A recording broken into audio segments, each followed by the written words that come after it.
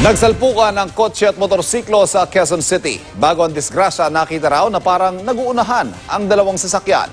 Ang nahuli kang disgrasya tinutukan ni Victoria Tulad, exclusive. Sa kuha ng dashcam, makikitang tinatahak ng kotse ang intersection ng 11th Jamboree Street at Summer Avenue sa Quezon City pasado alas 8 kaninang umaga. Biglang may sumalpok sa kaliwang bahagi ng kotse. Isang lalaki ang tumilapon at humampas sa windshield bago bumagsak sa kalsada. Kinilala ang lalaki na si Ernesto Cadiz, 19 na taong gulang. Minamaneho niya ang motorsiklong bumangga sa kotse na nawasak kasunod ng disgrasya. Nagtamo si Cadiz ng mga sugat sa tuhod at hindi makatayo. Dinala siya sa ospital.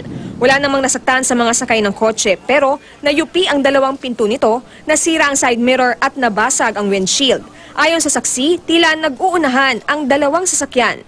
Pareho po kasing mabilis yung kuwan. Mabilis yung motor pag ganun, tapos yung kotse pareho mabilis.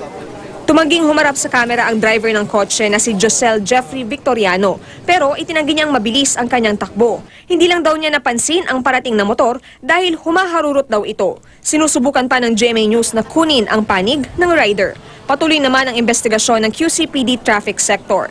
Ang MMDA nagpaalalang mag-ingat sa kalsada, lalo na ngayong Semana Santa kung kailan maraming bumabiyahe. Makikita nyo naman, maluwag na yung kalsada dito.